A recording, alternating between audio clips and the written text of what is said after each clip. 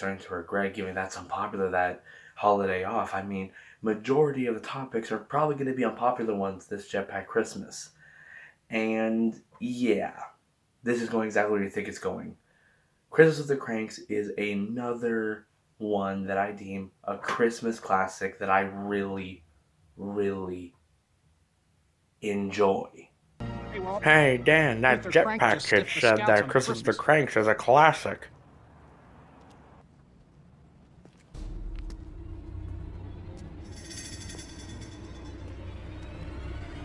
I mean, I enjoy this movie so much, I even a few years back went out of my way just to pick it up on DVD. That's how much I like this movie.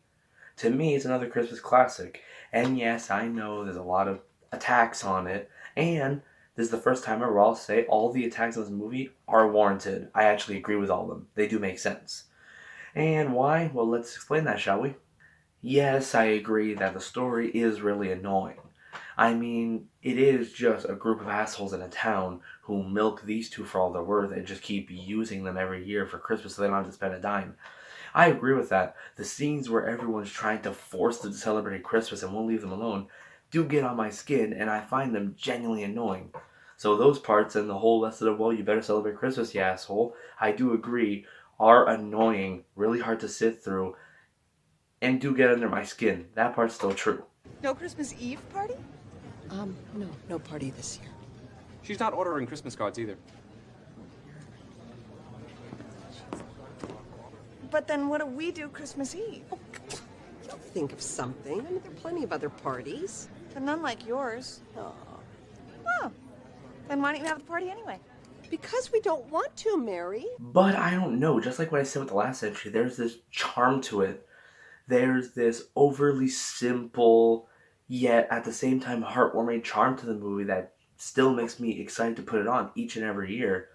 No joke, whenever the month of December starts, the first thing I put on is this. Because even I'm willing to admit that. Even to me, this is only good enough to put on at the start of the holiday season, and that's about it. It's good for the start of it, but I wouldn't put it on any further than that. It's a really good, I guess you would say if you went to restaurants, a really good appetizer before the main course of Christmas.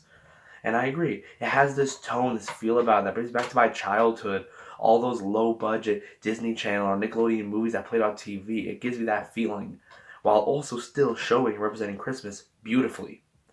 Now let's get into a few notes and why I really enjoy this as well. Hey there guys. JetpackRetro back here again. What is all this? I can't believe what I'm seeing right now. I mean, this isn't JetpackRetro. What happened to the treadmill I used to stay... Okay. Don't worry guys. Not nostalgia critic here. I'm going to actually talk about the movie, and I'm not going to do some dumbass little pissy fit or some vanity project about how I used to be compared to now and how all you guys are wrong, I'm right. Alright, we're not doing that. We're just going to stick to actually reviewing the movie.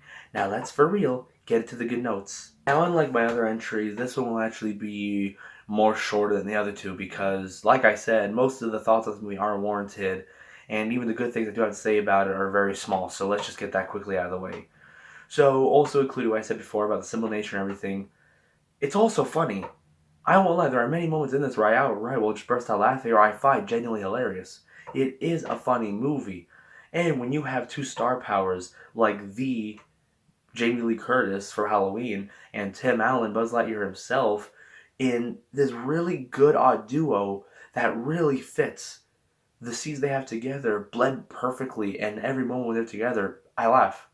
That's not true. Look how far you've gone. Amazing. I mean, turning our lawn into an ice rink. I can't feel anything. I mean, somebody could have broken their leg or their neck. I mean, you could have put one of those carolers in the hospital. And that would be a bad thing. Luther! Genuinely, after I was done watching, it made me go, these two are a perfect duo. They should work more together. I wish they would do more projects together, because they really do fit perfectly. And also, we got, I guess you could say, the wild card himself, Dan Aykroyd, in the mix. Oh boy, what can I say about him being in this movie? All right. Nora, stop the car. Stop the car. Please, listen. Hey, don't do anything you'll regret. Now, please, indulge me for a second. Nora, stop the car. Talk to me, Nora. Give us Frosty. Nora, stop the car.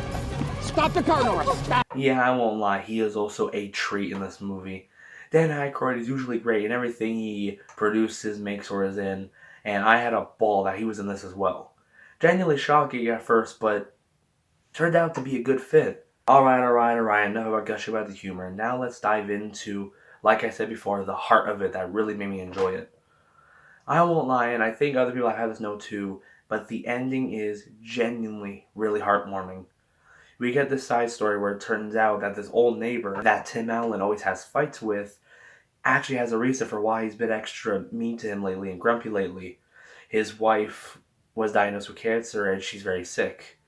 We have two really soft moments from it. The first moment when we find out about it, and then this other moment, which is the true golden picture of the film, the beautiful ending, where Tim Allen ends up deciding, when his vacation would kaput from the daughter coming back, decides to do a heartwarming thing and give the vacation cruise he was going to take to that family. Even during their Christmas party, the family still doesn't come to see them. They're alone. They don't have anybody left. And he decides to give this moment that truly adds to a very heartwarming moment. It's a beautiful moment. And every time I see it, it's great. Yeah, it's small, yeah, something, but as long as you're able to get that money shot of the Christmas spirit in your movie, you get a pass for me. Luther, this means so much. Thank you. You're welcome. Hey, does this mean we have to start being nice to each other? Of course not. Good. Because I still don't like you that much, old man. Well, that's good. I'm not that fond of you either. As a pass for not being in the Totally Shippin'. Now, the only note I will say I did not like in this movie was that I genuinely despised the dumb robber plot in the movie. No. This plot always has been stupid as shit to me, and it feels like the equivalent of wearing a hat on a hat. We already have the message. We already have it going wrapped up perfectly fine. We do not need this dumb side plot. It's a dumb side plot. Don't need it. The only thing it adds is this cool plot twist where the guy at the opening ended up actually being a guy that was offering him the umbrella actually was Santa. But besides that, I just did not need this plot at all. So anyways, yeah, another day on the 12 days of Jetfuelled Christmas passed. I'll try to see how many more of these I could get out for you guys before the great holiday season is over and before it is time for Christmas.